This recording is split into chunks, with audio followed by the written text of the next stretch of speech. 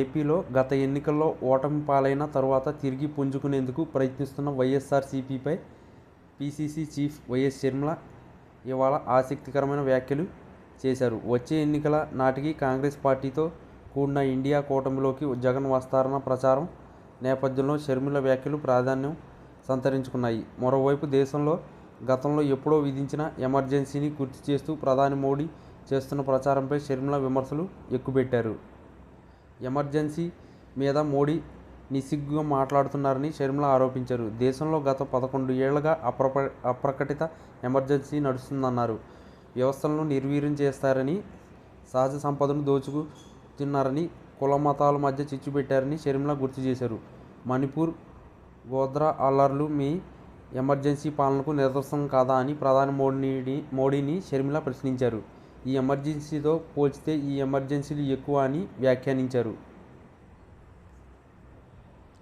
పోలవరం ప్రాజెక్టును మోడీ నిర్వీర్యం చేస్తున్నారని షర్మిల ఆరోపించారు. ఎత్తు తగ్గించి అన్యాయం చేస్తుంటే పార్లమెంట్లో ప్రశ్నించే ఒక్క మగాడు కూడా లేడని వైసీపీ కూటమి పార్టీలు, ఎంపీలను ఉద్దేశించి షర్మిల వ్యాఖ్యానించారు.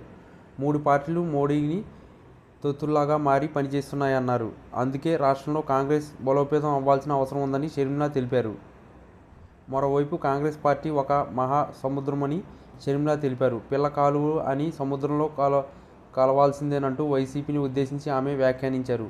వైసీపీకి కూడా ఈ సిద్ధాంతం వర్తిస్తుందన్నారు. రాష్ట్రంలో వైసీపీకి ఎటువంటి ఆకాంక్షలు లేవని, కాంగ్రెస్ పార్టీ మీదే ఆకాంక్షలు అమలు చేస్తున్నాయని కూటమి సర్కార్పై షర్మిల విమర్శలు చేశారు. వైసీపీ కార్ల కింద జనాలను తొక్కేస్తున్నా అని అనుమతులు ఇస్తున్నారని, తాము పొరపాటుకు మమ్మల్ని హౌస్ అరెస్టులు చేస్తున్నారని వినేవాళ్లు ఉంటే ఏదైనా చెప్తారన్నారు. వైసీపీ కూడా ఇలాగే సింగయ్య హత్య గురించి చెప్తుందన్నారు.